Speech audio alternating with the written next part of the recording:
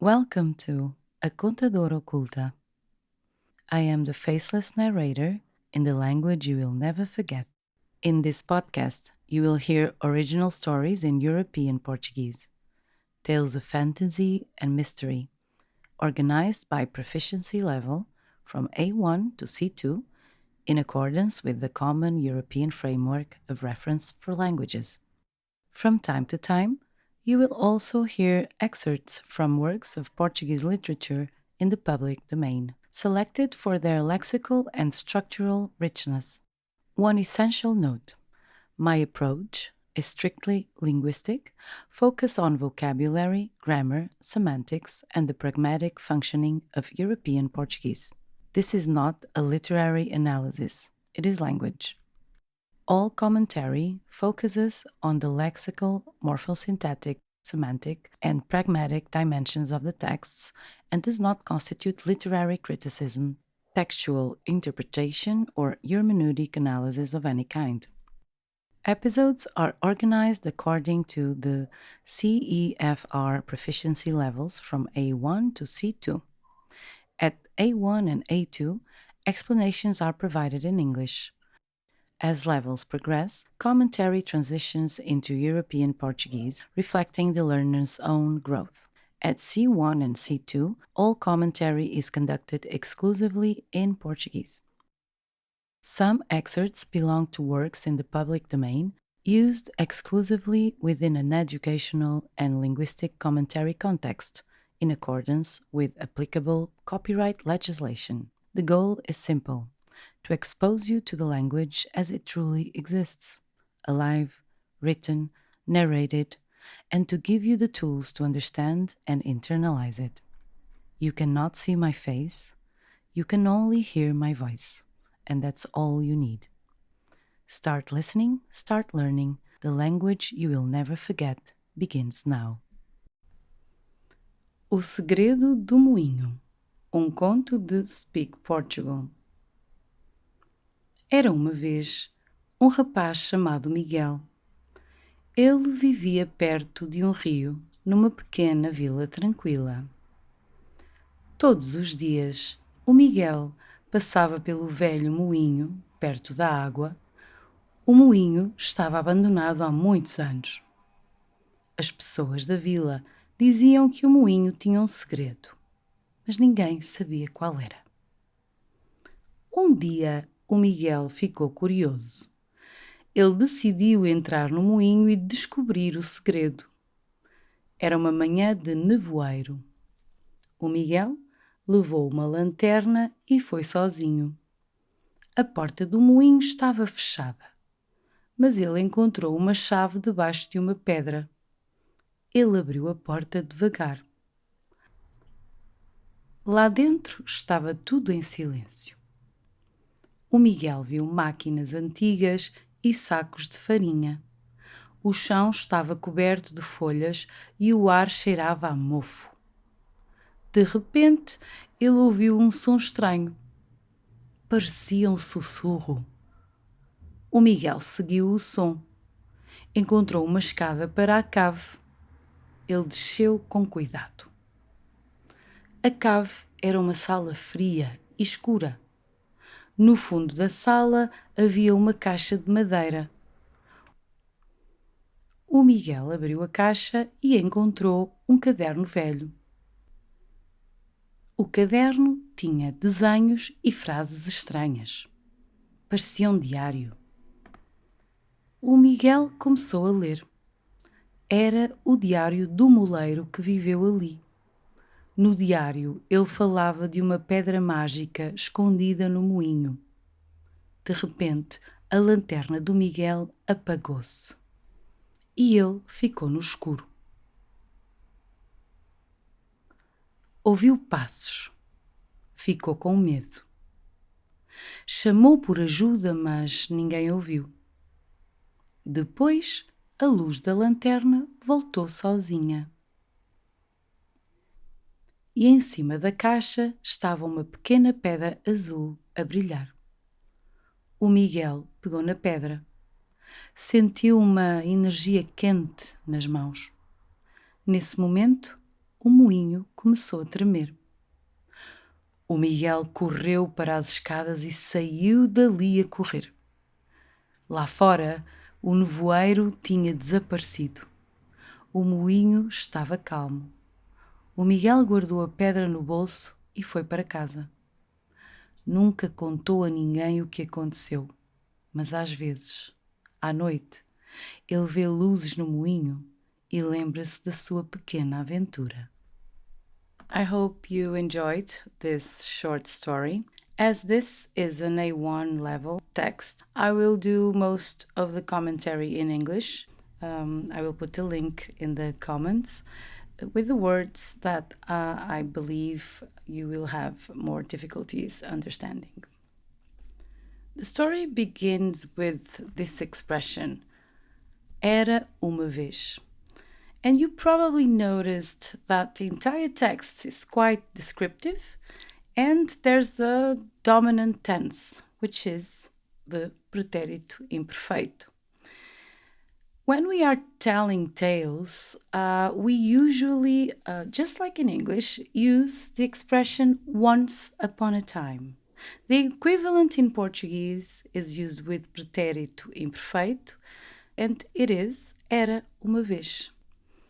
The literal translation would be there was one time instead of once upon a time, but I'm just sharing the literal translation out of curiosity, okay? Because I know some of you like to understand all the little words. So this text is a perfect example on how the pretérito imperfeito is used to do narrations in the past, descriptions, actions that had continuity in the past, durative actions. And if you think about it, the story of Miguel is about what he used to do at some point in the timeline, at some point in time. So this is about habits. Many times students don't understand when I say it's a description, because then there's a fine line between an action and a description. Anything can be a description. This tense is challenging because of that. But look at the story of Miguel. We are talking about his habits, what he used to do, where he used to live. And even when this description is interrupted by a punctual action, when he became curious, quando ele ficou curioso, we continue to read the imperfeito, because everything will be a description. How the door was at the time. A porta estava aberta. So this is the description of how the door was. We could not say a porta esteve aberta, because that would mean that the action of the door being open would be finished. But no, at the time, the door was opened and continued to be opened. And this is exactly it. The door was open, a porta estava aberta. This is what we call description. But I'm sure that you are already comfortable with the differences between pretérito imperfeito and pretérito perfeito simples. Let's analyze some of the vocabulary. Passar por. So on the second sentence we have todos os dias o Miguel passava pelo velho moinho perto da água. This sentence, passar por, is a quick action of movement, which means to pass by. And this is why this verb is followed by preposition por. To pass by something or someone. Passar, passava pelo velho moinho. Next we have era uma manhã de nevoeiro, which can be translated as something like it was a foggy morning. Nevoeiro means fog, and it's a noun, and it's masculine. O nevoeiro. Immediately after we have lanterna. Lanterna is a noun, it's another noun. This time it's feminine singular for lantern. As you can see, it's very similar to English, lantern, lanterna. It's also worth mentioning the sacos de farinha. I suspect many of you will not know what is farinha. Farinha is flour. Sacos, I hope you know what it is. It's bags of flour. And then next we have o chão estava coberto de folhas. The floor was covered in leaves, ok? Coberto de folhas. E o ar cheirava a mofo. O mofo, masculino singular. And this is the word for mold. O mofo. Mustiness or moldy can be the equivalent translations if we are using adverbs or adjectives. We have the word sussurro immediately after, and that's whisper. Sussurro, sussurro. It means whisper, a very low sound, som muito baixo. Another expression that it's worth talking about is no fundo da sala. This means literally would mean in the bottom of the living room, but we know that the living rooms have no bottom, but we do use this fundo as at the end of the other part of the room, okay, at the end of the room. Then we see that Miguel found the diário do muleiro. Muleiro is the word for the miller, the person in the old days in charge of the mill, o muleiro. Then we have de repente, a lanterna do Miguel apagou-se. This de repente is another expression which means all of a sudden, suddenly. Okay, so we use de and repente. Repente is a very quick movement. Okay, so this locution with de repente can be translated as suddenly. Then we have this structure, which might be a bit advanced for A1 level, and it has o nevoeiro tinha desaparecido, had disappeared. Tinha desaparecido. This is a verb tense of the past. I'm not going to talk about it now as it's not a tense that is usually covered in A1.